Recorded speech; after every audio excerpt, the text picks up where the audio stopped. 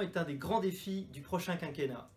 La réforme des retraites, on le sait, est un des dossiers majeurs du prochain gouvernement.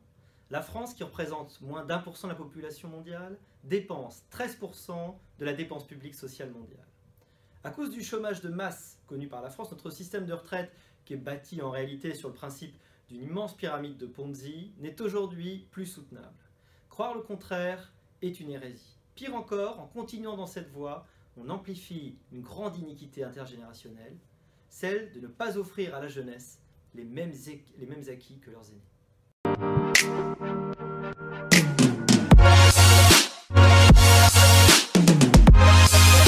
À court terme, il faut rénover notre système.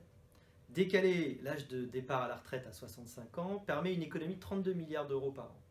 Supprimer les régimes spéciaux de retraite est aussi une mesure nécessaire et une mesure de justice. Puis progressivement, il faut que la France instaure une dose de capitalisation plus importante dans notre système de retraite en développant des fonds de pension à la française pour adapter un système aux réalités économiques et démographiques de notre pays.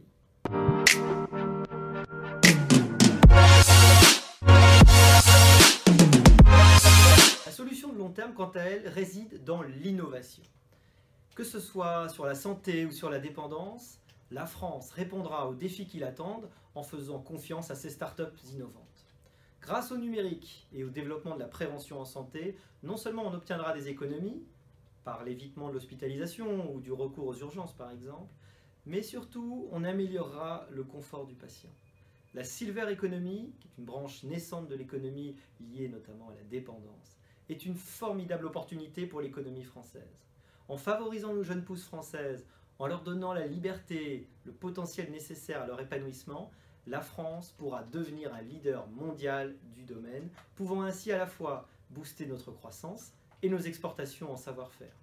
Mais pour cela, il faut que la France sache conserver ses talents, et l'exemple de la vente de Withings à Nokia prouve tout le contraire.